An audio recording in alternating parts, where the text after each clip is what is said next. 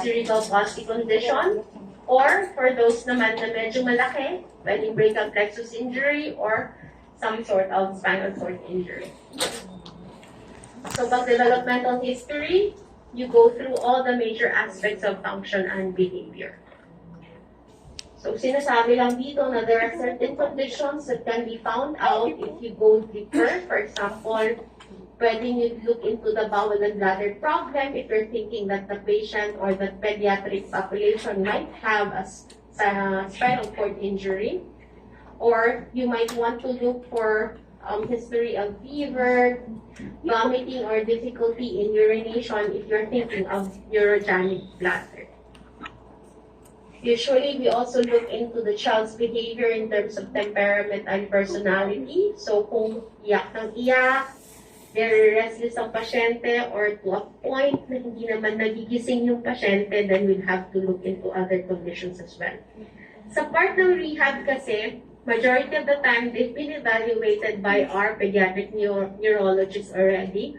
And the time that they are being referred for rehab is when they have, they can be considered stable in their neurologic function, and they can actually do some of the activities that may be deemed to be helpful in their condition. So sometimes we do see patients who are school age. So we might want to look into their activities in school, whether they are interacting or they have difficulty in the socialization or in other terms. Pwede kasi we can get a variety of children from autism to the hyperactive ones. So sometimes we also look into a detailed family history for thinking of some hereditary or genetic abnormality or conditions. So the general guidelines of pediatric rehab examination would be different at different ages. So sometimes we look into the growth. Height and weight, normal yun. Height sino sila, titignan pa rin. Head circumference is measured until the age of 3, and thereafter, depending na lang kung may deviations. For someone who is unable to sit down, we do our arm span measurement just to see approximate height of the child, especially for those with spina bifida.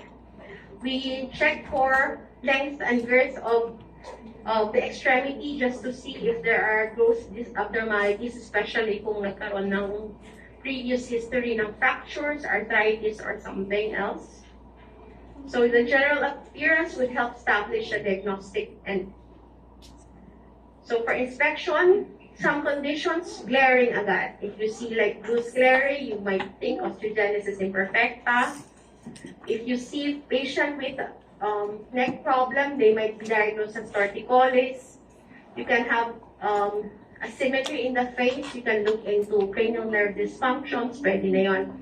Ang pinaka-common sa amin, like kanina, I had an 11-day-old child who was referred because of brachial plexus injury on birth. Pero usually nakikita namin ito kung mga breech presentation. However, ito ay cephalic but very big yung bata. So paglabas, nahila talaga yung neck and yung arm. So kawawa si baby eh. Hindi niya nagagalaw yung isang extremity ng kamay. So we also do see those patients. We have as early as 2 weeks old, we can do therapy for patients who have facial nerve palsy or Bell's palsy in children. Usually, nagkakaroon sila ng infection while in the process of giving birth yung mom. So kung meron some kind of infection yung mother, paglabas ni baby, usually makikita pag umiiyak siya, yung isang side lang talaga yung gumagalaw, but the other side doesn't have any movement. So natatakot yung kamag-anak, ano ba to, stroke ba? Parang gano'n, iniisip nila. Pero pag nakikita na every other extremity naman is moving and it's just the face, they're diagnosed as facial nerve palsy, then they're being referred to us as early as 2 weeks old. Pwede na mag-start ng rehab kasi we have use of modalities na ginagamit. So there are other conditions, again, that can be pathognomonic of a certain condition seen in children. Like ito, I don't know if you've seen patients who have Duchenne muscular dystrophy. Makikita mo talaga na malalaki yung calf muscle nila, so sobrang doughy, malambot. So, ito yung mga pasyente na at a certain age, nakakatakbo pa, tapos biglang mapapansin nyo na hindi na talaga sila makatakbo, hirap na bumangon pag nakaupo. So, pwede ka mag-isip ng ganun. So, yan. The DMD, typically rubbery, doughy, or hard consistency yung calf muscles nila.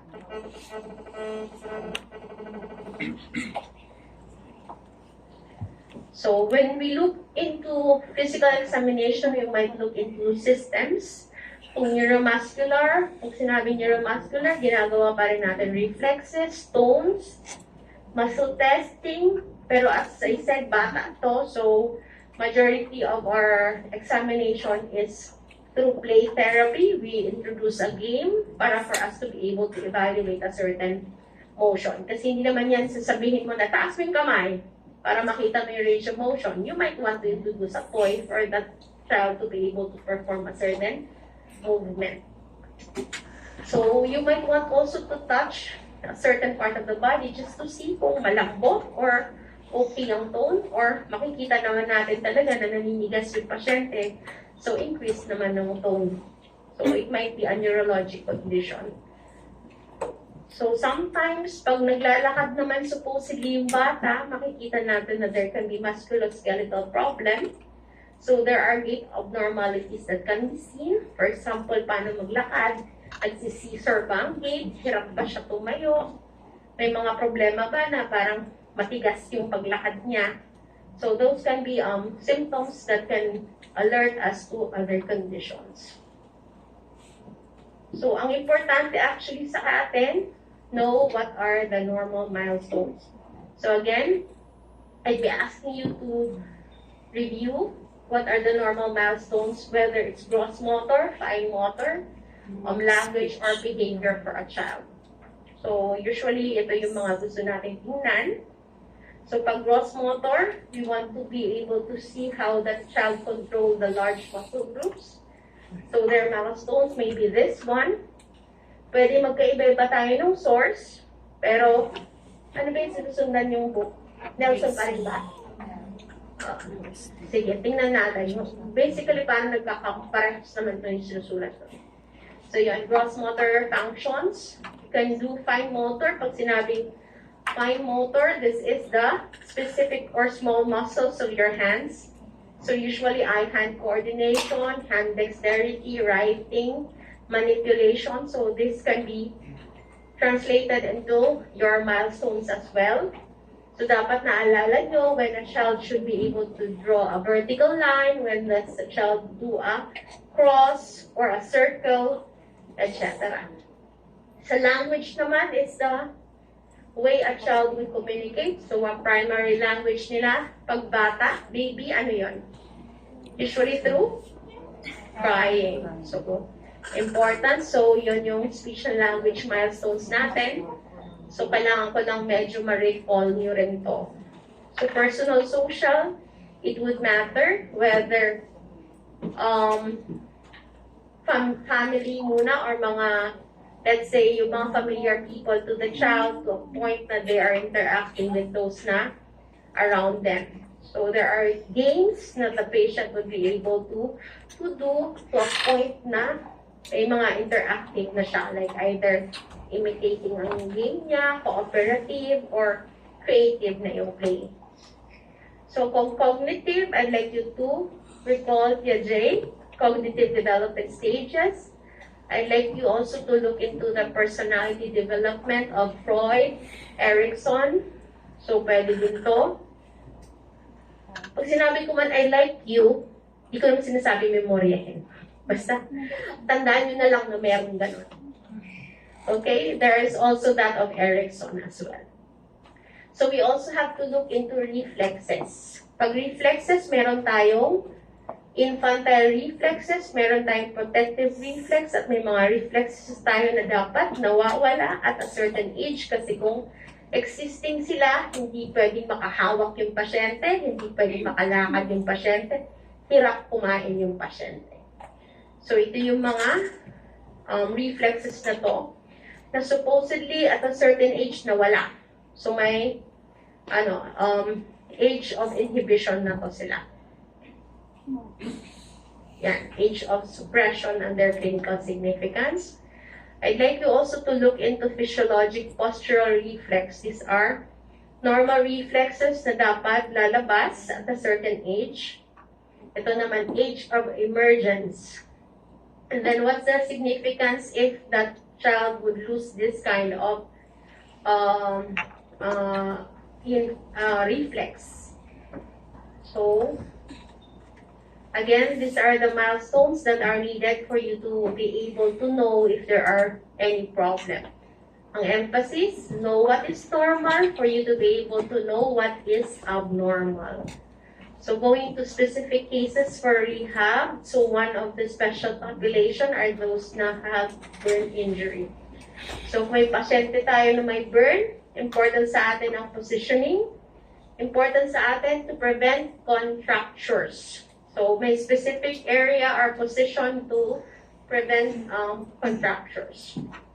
So ang burn rehab starts actually at the point nasa hospital pa sila to a point kahit na-discharge na. So important sa amin ang provisions of splints to maintain yung posture to prevent contracture. So another is JRA. For this, important din sa amin ang rehab because we have to emphasize movement, we have to emphasize activities of daily living, and then counseling kasi these are progressive conditions. So you have also your revised criteria for functional status, whether the patient is able to perform the usual activities of daily living to a point that they are severely limited already. Another condition important for pediatric population is scoliosis. So we do get patients who are referred to us because of back deformity. I'd like you to take note of the Nash and Mohs scale. This is just to see whether the spine actually has rotated. So makikita natin yung dalawang bilog, are your pedicles. Pag visible pa silang dalawa, ibig sabihin, nasa gitna pa siya. However, if one side becomes more to the middle and the other one is being lost, ibig sabihin yung mismong spine, umiikot na siya. So that is the Nash and Mohs scale. So you have measurements of rotation. So pag nakikita natin, we look into this x-ray, makikita natin towards the baba. Kasi sa taas, nasa gilid pa yung dalawang bilog. Pagdating sa baba, parang pumupunta na siya sa gitna. So there is a rotatory component. So important sa atin ang scoliosis, especially for those na less than the age na mature na yung spine. So maturity of the spine, we look into the riser sign. So tinitingnan natin kung tatanungin ka kasi niyan, tutubo pa ba ang bata? So you would ask for a pelvic x-ray just to see kung tutubo pa o hindi. Kita niyo yung double line on top of the pelvis. Pag medyo bata pa, wala pa yung double line na yan. But makita mo na nagko-connect na itong double line towards the midline. So, nasa stage 4 na siya. Pag nakita mo yon, pwede ka nang maging confident to sabihin sa kamag-anak, ay, hindi natutubo yung anak ko. So, kung ano meron siya, yun na yun. Magiging permanent na yung condition niya. So, for scoliosis, we can apply TLSO, meaning thoracolumbo-sacral orthosis, or from CTLSO, that's cervicothoracic thoracolumbo-sacral orthosis. So they can be given this kind of braces. This is a Boston brace. So even a child can be given, especially for those na genetic ang abnormality nila. So these are combinations of either the plastics or yung mga medyo bago-bago ngayon, mga garter. So for those with hip dislocation, patients can be provided with a harness or your public harness just to maintain the head of your femur inside the acetabulum Or kung surgical procedure, they'd be placed in this kind of contraption. So another common condition that we can see is club feet. So usually these are referred to orthopedics. They do serial castings as early as 2 weeks old. Sometimes 1 week old nagsisimula na sila. Every week tanggal, every week reapply to a point na nakokorrect na nila. Pag once na-correct, they're being referred to rehab for us to give them the Denny Brown splint to maintain them in this position. Until the point na pwede na maglakad yung pasyente. Another condition would be a leg calf verticillity or a vascular necrosis of the femoral head. So nakikita natin na nag-flatten yung femoral head kasi wala ng blood supply. So nagne-necrosis. We usually give them the abduction brace to maintain the position. So after nyan, tuturuan mo rin sila maglakad. Another common thing that we can see in a child is your flat-footedness. So pag nakita kasi natin may problema ang paa, hindi magtatagal magkakaproblema yung tuhod, magkakaproblema ang hip. So kailangan may address agad yung paa, otherwise, dire-diretso siya magkakaproblema. So at that early age, anong edad dapat nakatayo ang bata? Age? Full to stand, anong age? Ano ulit? 9, 10 months, full to stand. Standing, usually let's agree. Let's say it's 12 months old or a year. Diba? So nagsisimula na sila, a year to a year and a half, naglalakad na talaga. So nakikita mo na nagbibigay na siya ng bigat sa paa, pwede niyo makita na niyan kung flat-footed or nag-collapse yung medial arch ng paa. Pag ganun ang nangyari, we might want to encourage the parents to actually buy shoes or footwear na may medial arch support. Kasi otherwise, magkakaroon ng problema ang tuhod. So early on pa lang, pinocorrect na din siya. So we also have patients who have problems in the knee. They can be knock-kneed or they can have bow-legged. So they can be provided with your knee, ankle, foot orthosis or your PAFO. So this child initially has bow leg, provided with a CAFO. Later on, corrected na yung paa niya. So we also have patients who can have a leg length discrepancy.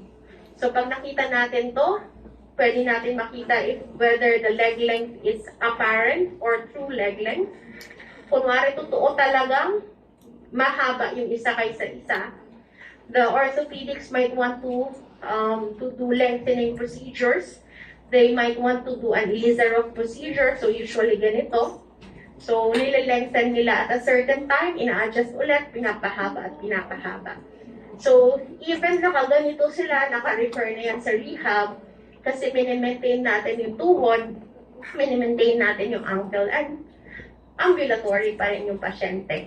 So these are things na common but might not be just seen sometimes kasi hindi nare-refer sa atin dito. But pwede talagang may gawin sa pediatric population. Okay? May questions? Meron? Wala? Since you don't have any questions, meron akong tanong. May assignment na lang ako para sa next meeting. Pwede? Can I just divide? Do you have groupings na ba? How many groups do you have in the class?